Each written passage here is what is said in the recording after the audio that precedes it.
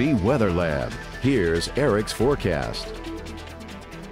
Thanks to a warm front lifting across the region today, it was a warm spring-like afternoon across Acadiana. Temperatures for most of us got into the lower 70s. We had a few peaks of sun in the clouds later on this afternoon, but I do expect clouds to develop later on tonight, along with a good bit of sea fog moving inland. So that'll be our first hazard tomorrow morning before another warm afternoon. And then coming into Tuesday, our next front arrives, bringing the chance for rain and then some cooler temperatures into Wednesday. But while we're dealing with spring, other areas across the country are still dealing with winter. You can see some snow moving through the Great Lakes and down into the Mid-Atlantic earlier today. Also had some wintry mix. That's the pink showing up, some sleets and freezing rain for areas of West Virginia down into Virginia and North Carolina. Otherwise, we have rains then extending back through Kentucky and Tennessee and Arkansas. That's where most of the moisture is going to stay for at least the next 36 hours or so. We're still waiting on our next low pressure system moving out of the Rockies, producing some snows in northern portions of Utah, Idaho, and Montana.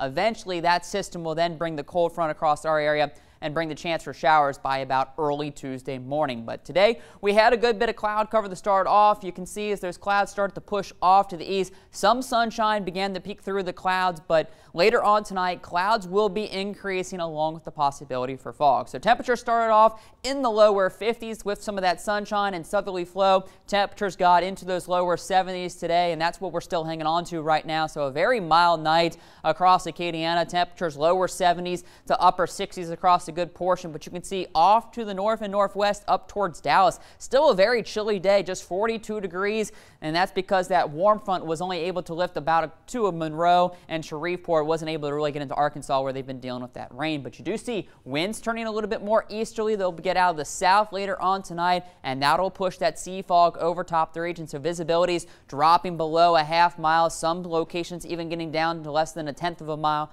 So again, keep that in mind tomorrow morning if you move through some of those very fog-prone areas, especially south of the interstate. Give yourself a couple extra minutes tomorrow morning and use those low beam lights. Fog eventually begins to mix out later on in the day. So foggy conditions tonight, along with the possibility for maybe an isolated shower or storm down towards our coastal parishes. So St. Mary up into lower St. Martin Parish in Iberia. You might contend with an isolated shower to start off tomorrow morning. But during the afternoon, I expect most of us to go pretty dry. Another warm day, temperatures mid-70s with a good bit of clouds around. A few peaks of sunshine possible tomorrow afternoon.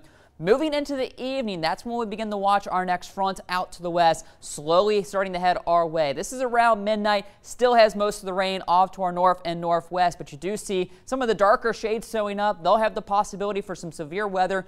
Does look like it kind of weakens as it gets closer to us around 4 o'clock, starting to see some of that isolated activity developing out ahead of the front. So possibility for some rumbles of thunder and maybe some strong storms, but not looking at any severe weather as it moves across Acadiana during the early morning hours. Best timing for Lafayette looks to be between 3 a.m. and about 7 a.m. in the morning, but most of it is pushed down to the south and southeast first thing in the morning, so maybe some wet roadways, some light drizzle on the backside of the front to get Tuesday started. But I do think the heavier showers and systems are out of here, and then a secondary front finally pushes the rest of the drizzle out to the east later on in the day with cooler temperatures and some sunshine arriving by the Tuesday evening into Wednesday. As for how much rainfall, again, models continue to put most of us at a quarter to a half-inch of rain. Some locations could see a little bit more than that, especially down towards coastal parishes, getting up to maybe about an inch, but no real flooding concerns expected with this. As mentioned, marginal risk for severe weather of northern portions of the state up into the Arklatex region Monday afternoon into the evening. 60-mile-an-hour wind gust looks to be the main concern, so keep that in mind if you are traveling north Monday afternoon into the evening. We're kind of missed out on this as the severe threat then travels over to our east from New Orleans up into the Mobile area Tuesday afternoon, as again kind of gets with the heating of the day. So because we get the overnight storms, not looking at any severe weather locally for us here in Acadiana. Warm and mild night, 61 for that overnight low with patches of dense fog developing, maybe a stray drizzle. And for your Monday, another spring-like day, 75 for that high, 20–30% chance for that stray shower. Better chance for the rain Monday night into Tuesday. Could linger into the first half of the day, but you do see slightly cooler temperatures as highs only in the 60s Tuesday and Wednesday. Overnight lows by Wednesday morning down into the lower 40s, but back to 70 degrees by Valentine's Day with lower rain chances. It does look like some good news for Valentine's Day if you're heading out to treat your significant other. Temperatures on the mild side, and then another round of cooler temperatures by next weekend. All right, thank you, Eric.